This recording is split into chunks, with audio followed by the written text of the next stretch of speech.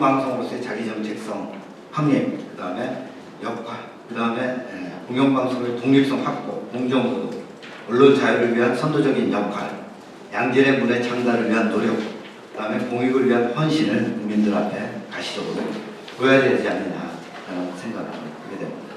이상입니다. 박사님 수고하셨습니다. KBS의 개선을 위해서도 또는 수신료 인상이 현재 조건으로서 취해야 할 어떤 사전적인 구체적인 개선책을 가지고 제시를 해주셨습니다. 두 분의 의견을 다 들었습니다. 첫 번째들의 토론을 드리도록 하겠습니다. 여기 나온 순서대로 제가 부탁을 드리도록 하겠습니다.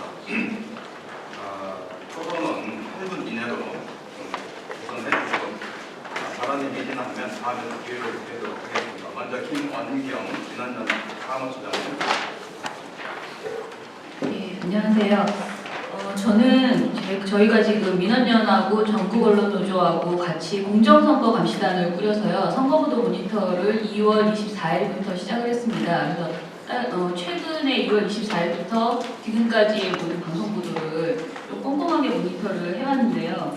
좀 8분이라서 짧긴 하지만 오늘 발제문에 이게 구체적인 사례 중심으로 되지 않고 이제 문제 제기 그리고 해결책 위주로 이제 말씀을 해주셔서요. 일단 간단하게 사례를 좀 여러분들이 좀 더 이렇게 실감하게 KBS의 문제가 정말 보도의 문제가 심각하구나 이런 것을 실감하실 수 있도록 몇 가지를 말씀을 드리려고 합니다. 2월 25일 날 KBS가 박 대통령의 국정담화문 보도를 했습니다. 그런데 이걸 6곡지나 보도를 했거든요. 물론 요즘 KBS 못지않게 충성을 다하는 곳이 MBC다 보니까 양사가 좀 비슷한 경향을 보입니다. MBC와 KBS가 앞다투어서 박 대통령 관련된 보도들을 부추기기가 굉장히 크게 보도하는 톱보도로 하면서 보통 6곡지, 5곡지 이렇게 보도를 하고 있습니다. 그런데 KBS 같은 경우에 아주 헌정 방송이라고 말할 수 있는 그런 내용들이 굉장히 많습니다. 이날도 2월 25일 날도 이춘호 정치경제부장이라는 분이 데스크 분석에서 박 대통령에 대해서 이야기를 하면서 오로지 국민만 바라보고 최우선 과제인 경제와 통일 분야에만 매진한다. 이전 투구 중인 각종 현안은 일절 언급하지 않는다. 여야 정치권을 비롯해서 국민 각계의 적극적인 협력이 필요하다. 이런 식의 한마디로 대통령의 담화문을 실천하기 위해서 여야가 모두 통일해서 가야 한다. 국민의 협조가 필요하다. 이런 식으로 마치 대한뉴스를 보는 듯한 그런 내용을 보도를 했습니다. 그리고 KBS 같은 경우에 대통령에 관한 여론조사를 2번 보도를 했는데 2번 다 최고로 여론조사 결과가 높을 때, 대통령의 여론조사가 굉장히 높을 때 보도를 했습니다. 그 이후에 여론조사가 세월호 이후에 떨어지기 시작하면서는 한 번도 관련 내용을 보도하지 않았습니다. 특히 2번 보도한 것이 첫 번째에는 SBS와 MBC도 같은 날 보도를 했어요. 그러니까 2월 24일 날 박 대통령 취임 1년 관련해서 3사가 다 여론조사를 했는데 KBS만 부정적인 질문을 전혀 하지 않은 여론조사를 했습니다. MBC와 SBS만 해도 잘못한 일이 무엇이냐라고 물어본다거나 국정 지지에서 잘못한 분야별로 이렇게 체크하는 질문이 있었는데 KBS는 비판적인 내용을 전혀 물어보지 않고 긍정적인 부분만 이런 질문을 하는 여론조사에서 결과를 발표를 했습니다. 그리고 이거는 굉장히 사례가 너무 많아서 일일이 말씀드리기 어려운데 한마디로 여당에 불리한 내용은 거의 보도하지 않습니다. 보도하지 않는 것들 그리고 또는 단신으로 보도하거나 내용을 아주 짧게 얘기해서 무슨 말인지 알 수조차 없게 이렇게 보도를 하고 있죠. 쭉 불러보면은요, KBS가 청와대에 임종훈 비서관이 사퇴를 했습니다. 이거와 관련해서 당시에 수원시 의원 선거에 출마할 신청자 15명과 등산을 하고 그들을 면접했다라는 이런 의혹이 있었는데요. 이것을 단신으로만 처리하면서 도대체 무슨 내용인지 전혀 알 수 없게 그냥 청와대 비서관이 사표냈다 이렇게만 보도를 했습니다. 그리고 청와대 민간활동 규제개혁 점검회의 이거 굉장히 당연히 비중 있게 크게 보도를 했습니다. 또 마찬가지로 MBC, KBS가 6꼭지로 비중 있게 보도를 했고요. 내용에 있어서도 그 규제 강화의 문제점들, 그러니까 규제를 개혁해야 한다라는 그 내용만 보도를 했지 규제가 있어야 한다, 규제가 어떤 점에서 장점이다라는 부분은 거의 언급하지 않고 박 대통령의 그 내용을 그야말로 이렇게 입증해주는 이런 보도로만 연관을 했습니다. 새누리당 그 경선 후보들이 텔레비전에 방송사마다 다 많이 나왔는데요. 지금 선거보도에서 되게 굉장히 큰 문제가 그 KBS가 보도를 정말 안 한다는 것입니다. 선거보도를 거의 하지 않습니다. 그래서 후보자들이 나왔는지 들어갔는지 전혀 보도되지 않고 예컨대 KBS가 그 정몽준, 김항식, 이혜원, 박원순 4명의 그 서울시장 후보들, 예비 후보까지 해서 후보들의 관련된 내용을 그 4월 9일 날 한 건도 보도를 하지 않았습니다. 그러니까 예비 후보 그 TV 토론에도 보도하지 않았고요. 그리고 그 경기도지사의 그 새누리당 그리고 새정치민주연합 둘 다 그 당내 경선에서 당선된 것들 이런 내용들도 전혀 보도하지 않았습니다. 아주 기본적인 내용조차도 거의 보도하지 않고 선거 보도를 이제 선거를 정말 조용한 선거로 치르려고 하는 그런 것 같습니다. 반대로 북한 무인기 관련 보도 같은 것은 굉장히 많습니다. 선거 보도가 8건이었던 주에 북한 무인기 보도는 20건으로 이렇게 많았습니다. 2배 넘게 많았죠. 그리고 또 박 대통령 지지율 상승 관련된 보도는 늘 정말 이렇게 자세히 보도를 하고 있고요. 그리고 굉장히 깨알 같은 보도들인데 김기춘 청와대 비서실장이 실종자 가족을 위해서 의료진을 보강하라고 말했다라는 내용이 KBS에서는 보도가 됩니다. 한 꼭지로. 이런 식의 어처구니 없는 그 대통령 띄우기를 넘어서서 한마디로 그 비서실의 내용까지도 구체적인 내용들을 보도를 하고 있습니다. 오바마 대통령 방한 때도 MBC와 KBS만 톱보도로, 이때 세월호 참사 전국이었기 때문에 다른 방송들은 다 톱보도는 세월호와 관련된 보도를 했는데요. MBC와 KBS만 5꼭지씩 이렇게 오바마 관련 보도를 했습니다. 또 누락된 보도들, 정미용 씨의 트위터 문제 당연히 보도하지 않았고요. 박 대통령의 불리한 내용 중에서 그 사과를 받아들이지 않는 유가족들의 문제 전혀 보도하지 않았습니다. 유가족 조문 연출 논란도 보도하지 않았고요. 그리고 진도 실종자 가족을 면담했을 때 실종자 가족의 입장에 대해서 자세히 보도하지 않습니다. 한마디로 박근혜 대통령의 그 동정 위주로만 보도를 합니다. 어린이날 KBS에서는 박근혜 대통령의 페이스북 관련 보도를 단신으로 3번째 보도를 했습니다. 제목이 모든 어린이들 건강하고 밝게 자라길 해서 이게 세월호 전국에서 굉장히 지금 슬픈 그런 상황에서 3번째 보도로 페이스북에 박근혜 대통령이 메시지를 올렸다는 것이 보도가 될 정도로 심각하게 그 한마디로 대통령 관련된 보도는 20꼭지 안에 다 배치하라라는 그런 얘기가 있었다고 하는데 그 이상 제가 보기엔 톱보도 5꼭지 안에 배치하라는 지시가 있는 거 아닌가 이렇게 보입니다. 반대로 자기 자사와 관련된 보도들에 있어서는 지나치게 적극적으로 한마디로 말해서 자사의 이익과 관련된 보도를 자사 뉴스를 통해서 엄청나게 홍보를 합니다. 그래서 KBS 수신료를 올려야 된다는 보도들은 정기적으로 계속 나오고 있고 보도 내용에 있어서도 왜곡, 아까 말씀하셨는데요. 미방이 그 상정 같은 경우에도 왜곡 보도를 했다고 했고요. 왜곡의 사례들이 굉장히 여러 차례 나타나고 있습니다. 심지어 방통심의위에서도 이걸 문제를 삼아서 권고를 했는데 그 이후에도 줄이지 않고 자사 관련된 이익 보도를 합니다. 이 국민의 국민의 것인 방송을 KBS를 자신들이 마음대로 주락펴락하면서 그 와중에 자신들의 유리한 내용은 또 거기 그 방송을 이용해서 홍보까지 하고 있는 이런 파렴치한 짓을 하고 있는 것입니다. 세월호 물타기를 하기 위해서 최근에는 계속 최동욱 검찰 수사 그리고 무인기 보도, 경제대책 언급 이런 것들을 계속 메인으로 배치하면서 세월호를 덮고 있다는 그런 지적도 받고 있습니다. 박근혜 대통령이 대국민 담화를 발표할 것이라는 예고편 방송들이 계속 꾸준하게 하루에 한 곡씩 나오고 있었고요, 그동안. 그래서 제목만 봐서는 매일 대국민 담화를 발표하는 것 같습니다. 어제 발표했나, 그제 발표했나 이렇게 생각될 정도로 내용이 대통령이 대국민 담화를 발표하기 위해서 작업을 하고 있다는 내용이 매일매일 꾸준하게 보도가 되고 있습니다. 이런 식의 점들 사례가 너무 많아서 제가 좀 줄였는데요. 지금 선거, 특히 선거 국면에서 이 정부의 유리한, 그러니까 불리한 내용들을 다 감추고 오로지 박 대통령의 홍보 그리고 세월호에 대한 비판에 있어서 그것을 감싸는, 정부 감싸기 위주로만 가려는 이런 태도들은 지금 저희가 이런 자리에서 이야기하지 않아도 온 국민이 다 알고 있다고 봅니다. 저희가 고민하는 것은요, 지금 제가 언론운동을 저희도 오래 이제 하고 있는 단체인데, 그런 활동을 하는 와중에 지금처럼 국민들이 KBS의 문제에 공분했던 적이 없다고 볼 정도로 굉장히 국민들의 KBS에 대한 비판이 크다고 봅니다. 그런데 저희가 고민하는 것은 그 분노가 몇 가지 사안, 특히 세월호와 관련된 점에서만 있지 KBS 전체에 대한 문제제기 여기까지는 가지 못했다는 생각이 좀 들고요. 그래서 저희 그러니까 언론단체에서는 이참에 공영방송 지배구조 개선에 대해서 좀 더 국민들한테 많이 알려내야 되지 않을까 이런 생각을 합니다.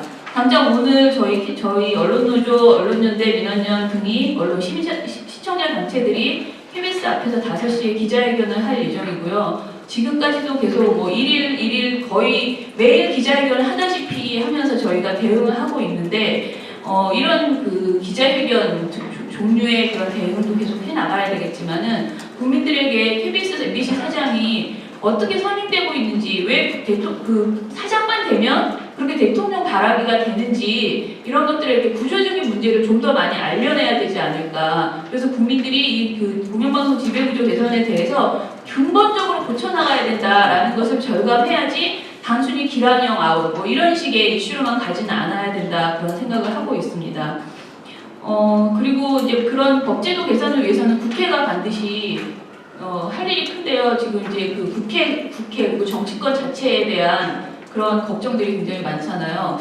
저는 좀 이런 말씀 드리면은 좀 그렇지만 아무튼 야당에서 진짜 잘해주셔야 된다는 생각이 많이 듭니다. KBS와 MBC 이 공영방송의 문제의 경우에 야당이 물론 이방위 의원들은 좀 열심히 노력하신다고 하셨지만은 야당 전체가 새정치민주연합 전체가 이 공영방송 문제를 자신의 가장 최우선 문제로 가져가지 못했던 거 아닌가, 정말 그것에 대해서 굉장히 답답함을 느끼고 있습니다. 단순히 방송계의 문제가 아니고 방송사 2개에 대한 문제가 아니고 이 공영방송을 이런 식으로 권력에게 뺏겼을 때 온 국민이 정말 노동, 복지, 환경, 인권, 경제 모든 분야에서 제대로 된 알 권리를 보장받지 못하고 눈과 귀가 완전히 막혀버리는 그런 상태가 되어서 사실상 야당도 제대로 활동할 수 없는 그런 상황이지 않아요. 그래서 이런 상황인데 왜 그렇게 항상 방송 문제, 방송 장악 문제에 대해서 항상 뒷전으로 두고 계실까? 말로는 굉장히 중요하다고 말은 하지만 실제 정치 상황 속에서는 그것이 정말 그렇게 앞에 되지 않는 그런 현실이 아닌가, 이런 점에서 굉장히 아쉬움이 큽니다. 그래서 좀 더 새정치민주연합에서 잘 해주시기를 그렇게 바라고요. 저희 민원연은 세월호 관련된 문제들을 KBS, MBC 그리고 다른 언론의 문제들을 드러나는, 지금 이제서야 더 많이 드러나는 것들이 있잖아요. 그래서 지금 잠깐 반짝하지 않고 앞으로 좀 더 꾸준하게 하나하나 언론 보도에 무엇이 문제였는지 찾아내서 국민들과 이것을 나누고 그리고 연대를 강화해서 세월호 참사 이후로 좀 더 이 언론 문제, 특히 KBS 영상화 문제에 대해서 세월호와 연결해서 좀 더 많이 알려낼 수 있도록 노력해야겠다, 이런 생각을 하고 있습니다. 예, 이상입니다. 김원경 민주연합 민주언론집단 사무소장을 수고하셨습니다. 구체적인 KBS 불공정 사례 등을 통해서 KBS를 폭렬히 비판을 했습니다. 다음은 이병호 전국언론노조 수석 부위원장. 예, 전국언론노조조합 수석 부위원장 이병호이기 전에는 KBS 기자였었고요. 기자 생활만 한 건 아니고 그냥 노동조합에도 있었고 KBS 사측에서 운영했던 차장 직속의 경영혁신위원회라는 경영신단이죠. 거기서도 근무를 해가지고 아마 부족하나마 경영 쪽에서 회사를 바라보기도 했고 노동 쪽에서 회사를 바라보기도 했고 하다는 제 위치를 말씀드리겠습니다. 제가 하는 말은 전국언론노동조합의 공식 입장이 아니고 제 개인적인 의견이라는 말씀드리겠습니다. 앞에 발제를 기반으로 토론을 해야 되기 때문에 발제문에 기반해서 혹시 다 좋은 발제들이신데 여기 발제가 보다시 중원에서 말씀드려가지고 같은 말씀을 반복해드리는 것은 좀 토론회가 재미없지 않을까 하는 생각에서 저는 약간의 좀 비판적인 시각, 발제문에 대해서 발제문과 좀 다르게 보는 시각도 좀 있을 수 있다라는 부분에 대해서 말씀드리겠습니다. 첫 번째 발제, 김경환 교수님이 한 발제는 이렇게 발제문 보고 나서 어떻게 외부에 계신 분인데 저보다도 이렇게 KBS를 잘 아시고 하는 상당히 참 정리가 잘 돼 있는 발제문이다라는 생각이 듭니다. 현재 KBS의 현재 구조, 그리고 앞으로 어떻게 바뀌어야 될 구조 같은 것들은 아마 이런 발제문 정도면 아마 충분히 어디서든지 정리돼가지고 연구할 가치가 있다는 생각이 듭니다. 두 번째 박태순 대표님의 발제문은 참 저희 아픈 부분 중에 하나입니다. 언론노조도 이 수신료 문제만 나오면 입장을 정하기가 힘든 부분이 있어서 이게 시민단체와는 조금 궤를 같이 100% 같이 못했던 부분들도 있는 게 사실입니다. 몇 가지 수신료에 관련돼서 말씀드리겠습니다. 이게 그 수신료 문제가 나올 때마다 늘 제기되는 것 중에 하나가 제가 말씀드리기 전에 제가 이 수신료 문제를 말씀드리는 것은 사측의 입장이 아니라 이 수신료 내부에 수신료 문제가 나왔을 때 이것이 KBS 내부에 등장해서 마치 수신료 인상이 사장의 전강의 보도처럼 휘둘리고 수신료 인상에 반대하거나 혹은 삐딱한 생각을 갖고 있는 사람은 KBS를 사랑하지 않는 사람이라는 식으로 이율법적으로 매도당하고 있는 부분이 있기 때문에 그런 프레임에 갇히지 않기 위해서라도 수신료 문제는 노사 공동으로 같이 논의해야 될 부분이지 이게 노사가 좀 다르게 가야 된다는 부분이 있거든요. KBS 기란 시장이 지금까지 이렇게 버티고 있을 수 있는 이유, 또 이 위기 상황에서도 또 버티려고 하는 이유는 상당 부분 이 수신료 문제가 있습니다. 내가 수신료를 인상해야 되기 때문에 이 수신료 인상에 반대하는 전국 언론노동조합 KBS 본부와 일부 좌파 시민단체들은 KBS를 사랑하지 않는 사람들이다. 이 논리를 갖고 오는데 그 논리가 먹힙니다. 안타깝게 먹히고 누구한테 먹히냐면 사내에 보수적인 입장을 갖고 있는 사원들한테 먹힌다는 부분 때문에 이 수신료 문제를 가지고 접근할 때는 보다 정밀적인 접근이 필요하다는 생각이 듭니다.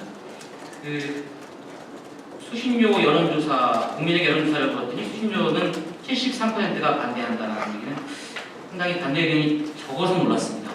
100% 반대하죠. 자기 세금 올리겠다는데 찬성할 사람은 저는 많지 않다고 생각합니다. 박근혜 정부가 복지에 관심 없어서 복지를 관심 없다는 비난을 받음에도 불구하고 복지를 향상시키겠다. 여러분들 세금을 한 달에 10만 원씩 더 내주십시오 하면 진보 보수 따지지 않고 대부분이 반대할 거고 현실이죠. 세금을 가지고 여론조사합니다. 그 여론조사를 데이터로 드립니다. 저는 조금 이거는 좀 공격당할 소지가 많은 여론조사 데이터 아닌가 하는 생각이 들어서 이런 쪽에 다른 생각을 갖고 있다라는 얘기를 드립니다. 두 번째는 수신료가 현재 국회에서 논의되고 있다는 것 자체도 굉장한 문제라고 생각합니다. 이 수신료 인상이 제가 회사에 KBS에 들어온 지 언제부터 본격화가 되기 시작했냐면은 2000년도 들어와서 DJ 정부 지나서 노무현 정부 때부터 수신료 인상 얘기가 본격적으로 나오기 시작했습니다. 당시 정현주 사장이 수신료 인상을 추진을 했었는데요. 그때 가장 반대한 게 시민단체였습니다. 진보 시민단체가 아니라 보수 시민단체였습니다. 당시 KBS 뉴스와 KBS의 보도 시사기자 프로그램이 저는 절대 진보적이지 않다고 봤습니다. 좀 덜 보수적이었죠. 진보의 목소리를 상대적으로 많이 담아냈죠. 그런 와중에 보수단체가 반대를 했고 보수단체의 등을 업은 당시 야당이던 한나라당이 거세게 반발을 하기 시작합니다. 여기에 대해서 국민의 세금을 올려야 된다는 부담감을 갖고 있던 당시 여당이었던 민주당 역시 적극적으로 추진하지 못한 게 현실입니다. 그렇게 시간을 흘러갔고 이명박 정부가 들어오고 박근혜 정부가 들어왔습니다. 그 프레임을 그대로 바꿔서 당시 시민단체는 보수에서 진보로 바뀌었고 당시 여당과 야당이 교체했을 뿐입니다. 혹시 다음에 이게 정권이 바뀌어서 여야가 바뀌고 또 KBS가 지금보다 더 진보적인 목소리를 낼 수 있고 혹은 덜 보수가 된다고 하더라도 수신료 인상이 국회에서 논의되는 구조에서는 또다시 민주당이나 새정치연합이나 새누리당이나 섣불리 가지 못할 겁니다. 여당은 여당대로 국민의 세금이라는 부담감이 있을 것이고 야당은 야당대로 발목을 잡겠죠. 좋은 무기니까요. 따라서 이 수신료 인상을 지금 당장은 어떻게 할 수 없어서 국회에서 논의하지만 보다 크게는 국회 밖으로 떠내는 국회가 아닌 시민사회단체, 학계 혹은 국회가 추천한 사람들 다 같이 모여서 큰 원탁회의 안에서 합리적으로 논의하는 것이 필요하다라는 생각이 듭니다. 그럴 때만이 지금 KBS 사장이나 차기올 KBS 사장이나 누구도 내가 여당에게 잘 보일 수밖에 없는 이유, 야당을 공격하지 못하는 이유는 수십 년 이상 때문이고 전사적으로 다 같이 수십 년 이상을 위해 노력해야 되기 때문에 이해해달라, 비난은 접어달라, 이런 무기를 사용되지 않겠다는 생각이 듭니다. 아까 김경환 교수님 발제문 중에 KBS 내부에 여러 가지 제도적 장치들, 공정방송위원회, 방송 편성 규약, 방송법 다 있습니다. 방송법만 따지면 KBS 기관 사장은 지금 방송법을 위반했죠. 누구보다도 앞장서서 공영방송의 정치적 독립성을 확보해야 될 사람이 저희가 아니라 자기가 임명한 KBS의 보도 총책임자로부터, 뉴스 총책임자로부터 아니었다라고 부정당하는 상황이라면 KBS에서 가장 큰 지금 법을 위반한 사람은 김한영 사장입니다. 법을 위반했는데도 남아있을 수 있는 구조입니다. 공정방송위원회 있습니다. 공방이라고. 있지만 국회랑 똑같습니다. 여야를, 국민을 대표해서 뽑힌 선량들인 국회의원들이 국회 안에 있지만 저는 국회에서 제대로 해결되는 거 보지 못했습니다. 마찬가지입니다. 공방이 만들어질 수 있지만, 만들어서 활동하고 있지만 그것이 국회 안에서, 아니 KBS 안에서 공방위가 있다고 해서 제대로 될까요?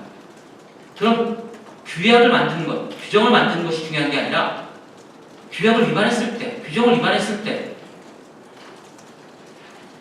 청와대에서 지시가 내려오지 않으니까 내가 사장을 관둘 수 없으니까 지금 멈칫거리는 것이 아니라 이 문제를 공방으로 몰아갈 것이 아니라 어느 누구도 거부할 수 없게끔 그 규약을 위반했다는 판정이 내려지면 스스로 옷을 벗을 수 없게 하는 처벌 규정, 벌칙 규정, 제한 규정을 두는 게 동시에 논의되지 않고서 제도와 장치만 만든다고 절대 해결되지 않는다는 생각이 듭니다. 그럴 때만이 그것이 스스로 정권에 의해서 임명된 사장이라 하더라도 스스로를 옥죄고 내가 이걸 지킬 수밖에 없다고 할 때만이 임명됐다 하더라도 여당에서, 청와대에서 강하게 자기를 푸시한다 하더라도 섣불리 그 부탁과 청탁을 들어주지 못하는 구조가 있지 않냐 하는 생각이 듭니다. 물론 그런 구조가 있다 하더라도 그 내부에서 사람이 누가 됐냐에 따라서 빠져나갈 구멍은 정말 많다고 생각합니다. 내부의 혁신과 노력들이 필요하겠지만 먼저 법과 제도적인 장치부터 만들어진 다음에 그 장치에 따라서 내부의 혁신들이, 그런 장치를 통해서 내부의 토론들이 활발하게 이루어질 수 있을 거라고 생각합니다. 아까 말씀 나왔던 것 중에 그 수신료 문제, 다시 앞으로 돌아가서 저도 이런 말씀드리기가 참 애매모호하지만 1TV, 2TV 수신료와 광고로 벌어들이는 수익을 분리해서 회계를 투명하게 운영해야 된다는 이런 말씀이 최근에 나온 걸 제가 그게 참 또 공격을 많이 받습니다. 내부에서 기란생활 싫어하든 좋아하지 않든 그 방법은 굉장히 현실성이 없습니다. 영상제작부의 카메라맨이 9시 뉴스를 찍다가 어느 날 ETV에 있는 ETV 뉴스 프로그램을 찍으면 이 사람의 월급은 어떻게 줘야 되는 분일까요? 자기 월급의 반은 수신료고 반은 광고를까요? 하는 부분이 있고요. 9시 뉴스에 쓰이는 재원들 중에 영상 그래픽 장비를 샀는데 이 장비가 9시 뉴스에만 쓰이는 게 아니라 ETV 프로그램에 쓰이는 이 장비를 반을 짜게 가지고 어떻게 회계 처리를 할까요? 이게 아주 물론 연구 과제이긴 하지만 이런 얘기가 나올 때 또 하나 사내에서 또 공격의 대상이 된다는 점도 분명히 존재합니다. 제가 사축 얘기인 것 같아서 죄송하지만 우리가 수신료 문제는 KBS 내부의 구조든 공격할 때는 그런 것들이 좀 정치적으로 좀 정돈돼가지고 들어와야지 회사가 그걸 자꾸 빌미를 이용해 먹지 않겠다는 생각이 들어서 말씀드린 마지막으로 국회 안에서 토론되는 내용인데 언론노조가 끊임없이 올해 정부 출범하고 나서 방송 공급수 뜨기에서 특별다수의 얘기를 했습니다. 굉장히 아마 새누리당이 받아들이기 힘든 부분일 겁니다. 논의를 그렇게 하죠. 새누리당은 여야 특별다수제를 하면 자기들이 여당이 임명한 이사가 KBS 같은 경우는 MBC도 마찬가지겠지만 7명이고 야당이 임명한 이사가 4명, 11명 구조인데 특별다수제를 하면 야당이 임명한 이사 1명의 동의를 받아내야 된다는 얘기인데 절대 임명 못할 것이다. 어떻게 동의를 받아야 하는 사람을 가져올 수 있겠느냐. 그 논리를 되는데 임명 못하면 하지 말아야 됩니다. 맞습니다.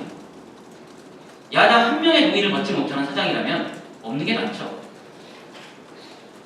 야당 4명이 다 반대하는 사장을 가져와서 어떻게 공영방송국한테 공개했습니까? 그건 말 그대로 임명 못하면 말아야죠. 사장 없어도 잘 운영될 수 있습니다. 지금 KBS의 가장 큰 문제는 KBS 김한영 사장입니다. 아마 김한영 사장이 없었다면 지금 관돈 김시건 보도국장이 본인 말대로라면 덜 간섭을 받았을 테고 본인의 소신껏 비록 보수적이었을지 모르지만 본인의 소신껏 덜 친정부적으로 전 친초과되려고 했겠죠. 절대 그걸 야당이 물러나서는 안 된다는 생각이 듭니다. 마찬가지로 정권이 바뀌어서 여야가 바뀌어서 새로운 진보 정부가 들어오고 보수 정부가 야당이 된다 하더라도 마찬가지일 겁니다. KBS는 진보의 것도 아니고 보수의 것도 아니죠. 혹시 보수 이사들이 반대한다면 설득해내야죠. KBS는 저는 진보의 것도 아니고 보수의 것도 아닙니다. 하나의 멜팅팝이라고 그럴까요? 큰 용광로 같은 누구나 진보든 보수든 그 안에서 말할 수 있어야 되고 얘기할 수 있어야 되고 판단은 시청자의 몫이죠. 그렇다고 해서 아무 얘기나 들어보자는 얘기는 아니죠. 그 안에 충분히 지금 밖에 나가서 싸우고 있는 안에 내부 구성원들이 싸우고 있습니다. 그런 부분들은 충분히 걸러낼 수 있습니다. 그 안에서 누구나 다 같이 들어와서 자기 얘기를 할 수 있는 유일한 공간, 그래서 수십료를 내는 공간. 이건희도 2,500원 내고 저도 2,500원 내고 성남에 사는 김치환 씨도 2,500원 내는 그런 공간으로 만들어줘야 되지 않느냐. 그런데 과연 지금 KBS가 그런 공간이냐 하는 부분에 있어서는 국민들 대다수가 아니라고 보고 있다는 것에 대해서 공감을 하고 있고요. 그렇게 만들기 위해서 언론노조, KBS 내부의 구성원, 언론노조만이 아니라 상식적인 생각을 갖고 있는 구성원들은 계속 노력하고 있습니다. 더불어서 이 문제가 마지막으로 굉장히 지금 중요한 문제인데 최민희 계신데 안타까운 건 아까 많은 의원님들 계시다가 인사말만 하고 나가시고 물론 참 바쁘신 건 아는데 지금 바쁘신 이 자리에 저희 토론회를 벗어나서 국회의원과 같이 이 문제를 논의해야 되는 시점이 아닌가 생각이 듭니다. 많은 현안들 중요하죠. 복지 문제도 중요하고 국민연금, 기초연금도 중요하고 뭐 다 중요한데 그런 중요한 것들이 중요하게 처리될 때 국민이 중요하다고 알지 못하는 중요한 걸 중요하다는 걸 알고 중요하지 않다는 걸 덜 중요하다고 알릴 수 있는 큰 돋보기 하나가 그 돋보기 아니라 안경 하나가 이렇게 박살이 나가지고 왜곡돼 있는데 이것보다 더 중요한 게 뭐 있냐 하는 생각이 듭니다. 결국 세월호 문제, 언론의 문제였습니다.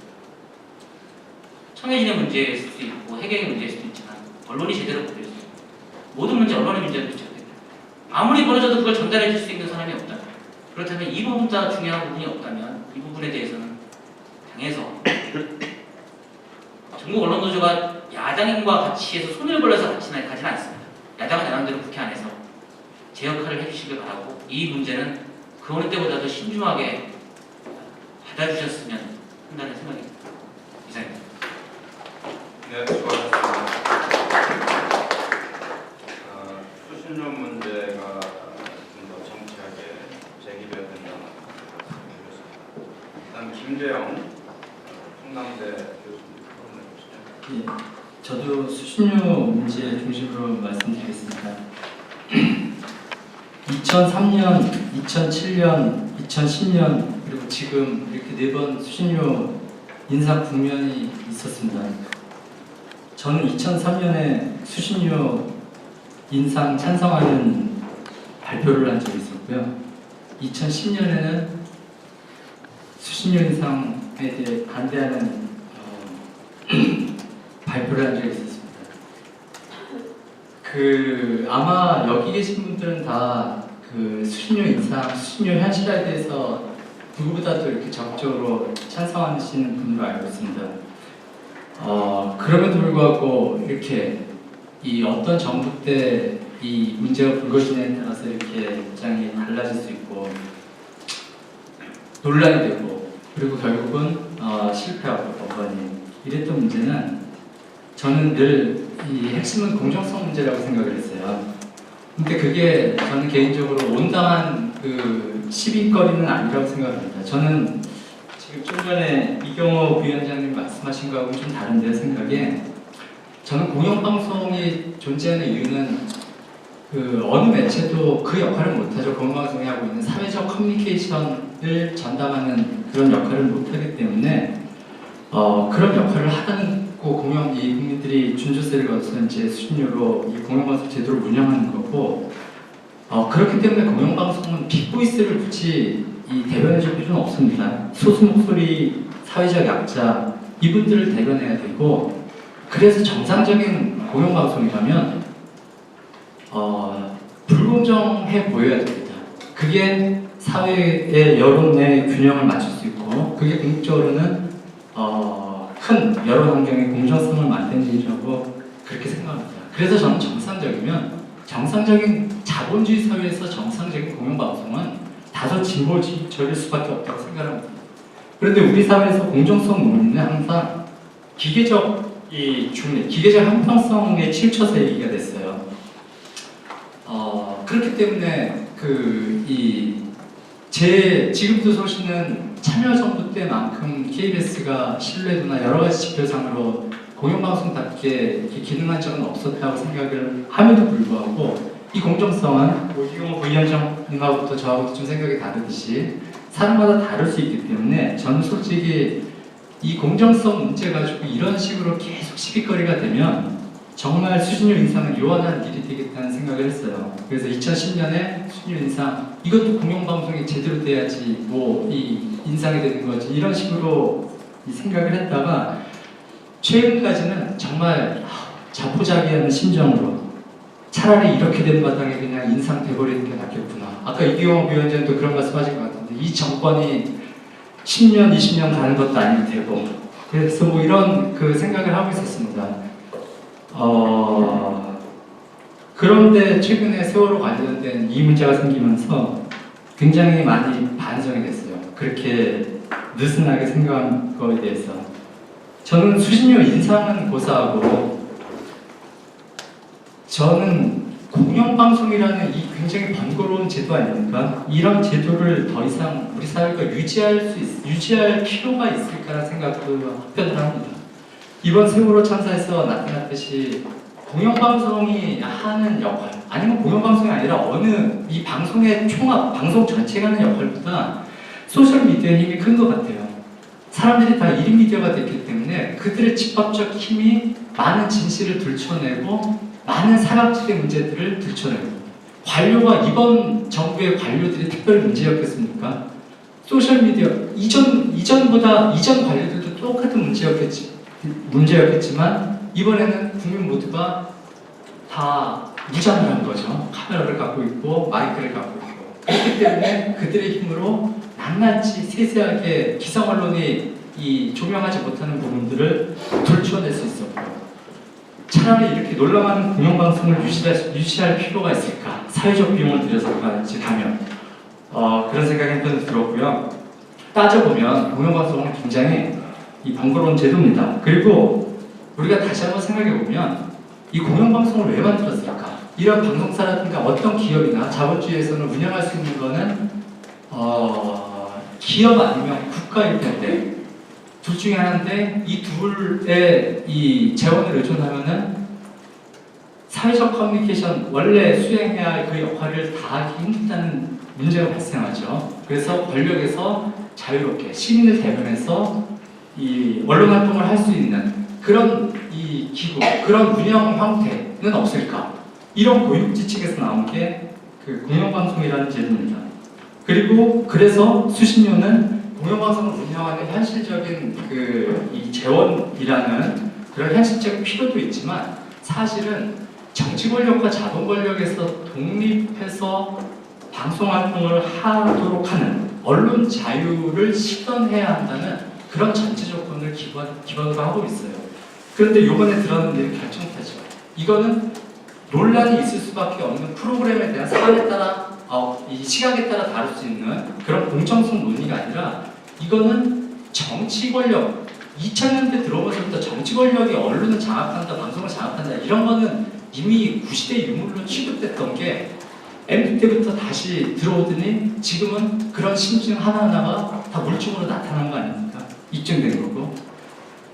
이렇게 기본적인 공영방송의 이 사회가 비용을 치러가면서 운영하는 공영방송의 기본적인 요건을 갖추지 못한 상태에서 여기에 수신료 인상을 한다. 저는 오히려 여태까지는 수신료 환급 운동이 나오지 않을까라는 생각까지 들 정도로 지금 수신료에 대해서 왈가왈부하는 거는 정말 우리가 너무 이렇게 지금 한 이 국민적인 정서하고 동떨어진 얘기라는 생각이고요. 저는 심각하게 공영방송 제도를 사회적으로 운영하는 것에 대해서 좀 다시 한번 생각해 볼 필요가 있다는 생각이고 저도 아직 뭐 이게 워낙 급작스럽게 터진 일이라 깊게 생각을 안 해봤는데 만약에 공영방송이 여전히 그래도 우리 사회에서 유효한 제도라면은 앞으로 어떻게 해야 될까? 지금 이 발제문도 그렇고 이제 몇 분 토론하신 분들이 대부분 공영방송 지배구조 개선을 말씀하시고 수신료 관련된 제도 개선도 말씀하셨는데 이건 역시 저는 고육지책이라고 봐요. 이게 뭐 쉽게 떠오를 수 있는 대안이지만 그게 과연 실효를 거둘 수 있는 대해서는 굉장히 회의적입니다. 기본적으로 지배구조 개선 문제는 뭐 대통령이 뭐 이렇게 몇 명 위원을 임명하는 구조라든가 이런 문제 말씀하시지만 공영방송이라는 시민을 대변할 수 있는 이 국민 전체를 대변할 수 있는 사람들 그런 이 결정체를 대통령 중심 제하에서 만들어내기는 정말 어려운 문제입니다. 어떻게 보면 가장 민주적이고 합리적인 제도라고 볼 수도 있어요. 그런 문제도 있고 그리고 제도적 개선을 통해서 뭔가 문제를 해석하는 방식은 저는 이게 될까 싶습니다. 우리 지금 현재 방송법이라든가 이런 제도가 미비해서 과연 이런 문제가 생기는 건가? 라는 생각이 들고요. 제도가 만들어지면 항상 끼어드는 게 꼼수, 편법 이렇게 생기잖아요. 지금 시청자위원회라는 제도만 해도 시청자위원회가 한 달에 한 번 이 방송사들을